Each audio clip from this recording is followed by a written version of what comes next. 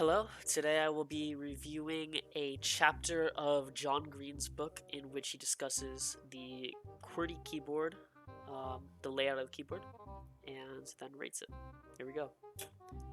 So we have about the author and the intro. John Green is an American author, YouTuber, famous for Crash Course, and philanthropist, evidently having quite the diverse skill set.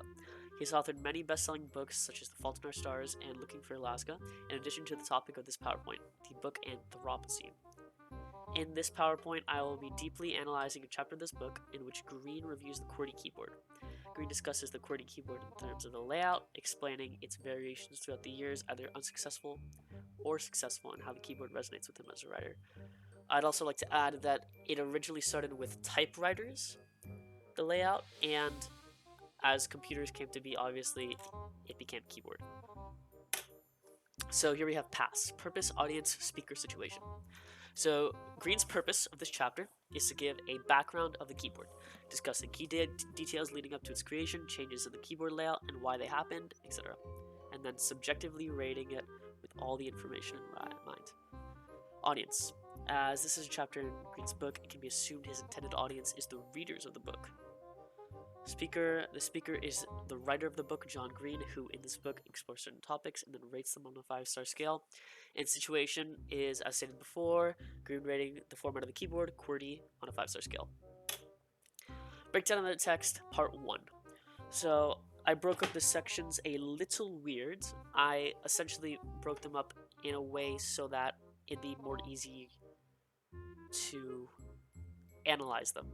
They all have sort of straightforward patterns to them. In this one it's anecdotes, and the next one it's chronological evaluation of the history of the keyboard, and then it goes back to anecdotes, but we'll stick with this for now. In part 1, Green begins with a brief intro referencing the most common letters E and T and how they aren't in a hand resting position on the keyboard. He uses this sentence as a way to explain something intriguing regarding the keyboard, hinting at an explanation of why it is the way it is, which he goes into further later. Green then gets more personal, diving into an anecdote of how he relates to the stories of inventors and inventions, in which he discusses Thomas Edison and then his own affinities for the systems humans built together.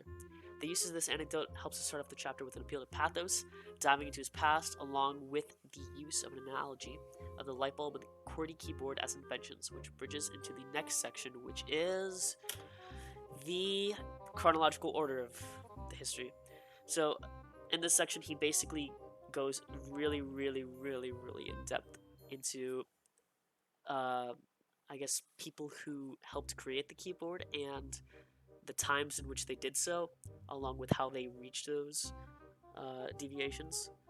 But like, as you can see on this next slide, it's very long. And what I'll be calling the second part, Green appeals to Kairos a lot. This entire part is organized in chronological order, depicting the history and changes made to the layout of the keyboard, and it can be assumed that Green does this to give the reader a better understanding of why changes were made and how the QWERTY keyboard came to be. Furthermore, based on this sheer amount of insight Green gives us, the verdict he comes up with at the end of the chapter as to what to rate the keyboard may seem more trustworthy. Another thing I wanted to add is at the bottom you can see this is where pretty much it came to be. In 1873, for the typewriter, the top row layout was QWE.TY, and then Remington bought the rights to the keyboard and changed the period between the E and the T to an R. And ironically, it worked out really well for typing standards, as we're still doing it 150 years in the future. Breakdown of the text, part 3. I'm considering this its own section because Green concludes his summary of how the layout came to be and then elaborates on a few more designs that were made and what he pretty much just said. A lot of these designs were intended to surpass the QWERTY in popularity and usefulness, but none of them really succeeded. This little bit of evidence just shows how unintentionally this layout is very good for typing, which Green references. Part 4.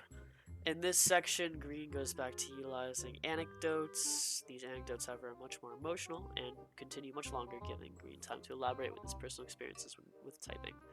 Green even relates his keyboard to his success as an author with the use of diction that works quite well with what he writes.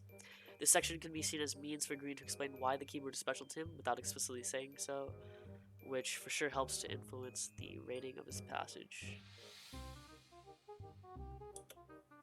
Conclusions. Overall, Green's use of anecdotes, shifts in diction, and appeals to kairos and pathos convey the keyboard in a perfect manner for what he intended and informs us, the readers, about something we use every day but overlook. Green mainly relies on kairos, with the next most relied on device being anecdotes, which overall tie up the entire chapter up, relating the keyboard to his experience as a writer, allowing for his thoughts to flow instantly to the page. So here we have the ratings. So I rated, or I didn't rate this, but John Green rated the keyboard.